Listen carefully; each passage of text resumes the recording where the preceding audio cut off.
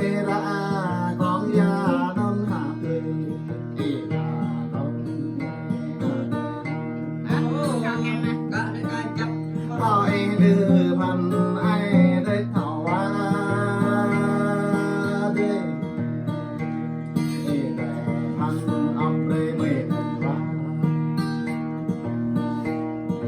nhấp đập đo về đây hả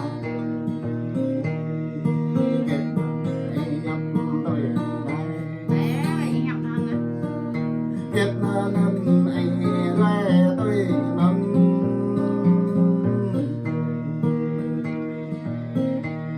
đi bộ bọn tay đánh cả ê oai làm bờ khăn đấy cả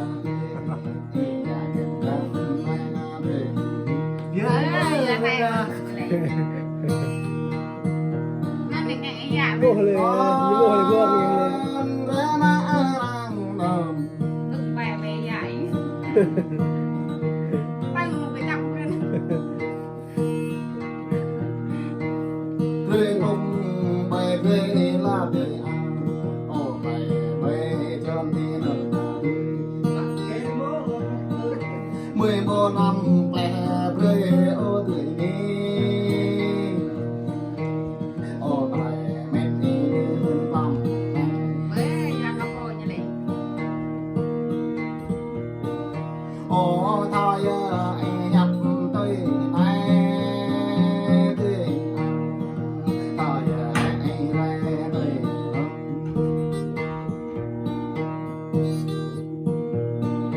ô bông khắp tay 12 tuổi ô bài khắp ram chắc hạt Bê ra dựng nghe lên này. ô mẹ ta lệ khăm nhớ cầm cả lệ vào nhắm nhớ Bê dựng nghe như này. con rồi mà lang non Cái trăng trăng cái lên không cắt. tanh về tiếng mẹ quỳ mẹ tim mừng em mà đang bao mà em mừng ra em mà về quỳ đây mẹ ta mừng mong Bê mừng lẹ thằng. con đang ta mừng quỳ xa còn lòng ta đó không xa bỏ ra Bắt ngạc. Hẹp rồi. nào đây nào đây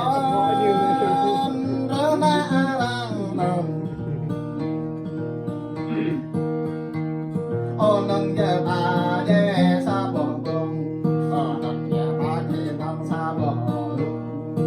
Thấy ý mẹ mà ở hoa ô tuổi. Hoặc mày ý mà mình ô tuổi. น้ำมันนี่ตอนเด็ก Tính hình mày mà lệ ô tuổi. Hà quả lầm có chú bì lệ. Quả lầm có chú bì bà. Quay mà chú bì lệ.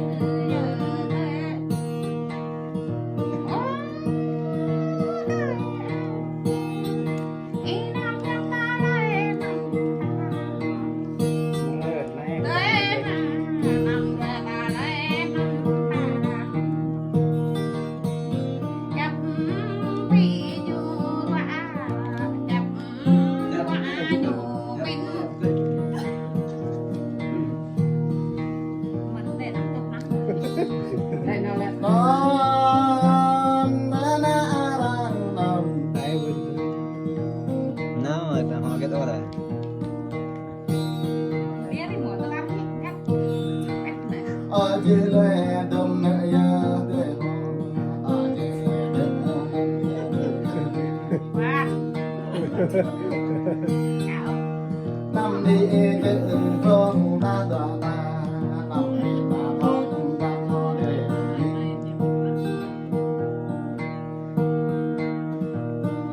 ô quê ta đã bu ha đang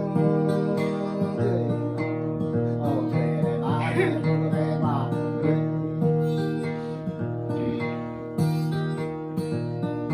ô như to to bè đấy ô ya to to bè đấy ô to lại có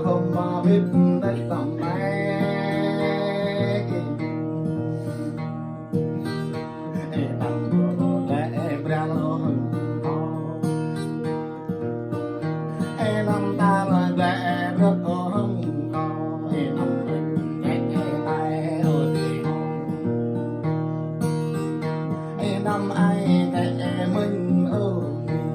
năm ai kẻ đi ở là bên โอ้ ไหน ไว้ไว้มองเดินไอ้ไม่บ้าไว้ปุยมองยาเด็กเบิ้งไอ้ไม่เบิ้งไว้ปุยเบิ้งบังเด็กปุยไม่ตุยปุยกระหูกึ่งแม่เตย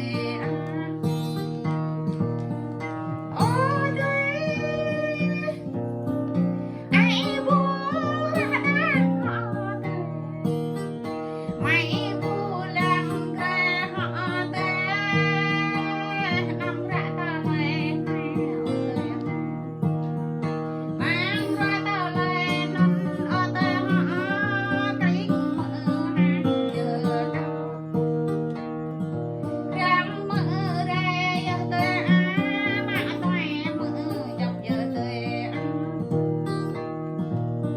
mình phải học những nghe lại rồi mình chơi nữa non rana arang non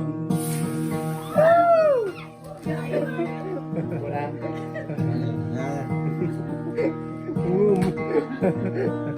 vui bông chữ ai ta là gặp vui bông làn ai ta là ba lời kỳ pra bre ta lên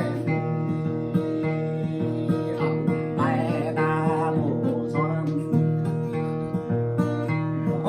áp pram ta vô sung ô tay ta bông tung là đi dạ khi ta vô dạ năm ta vô cái dạ năm nhà ta vô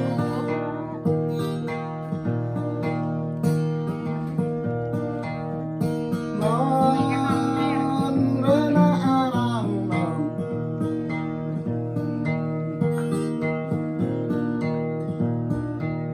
ô chinh nhớ có ba chữ lời đơm đi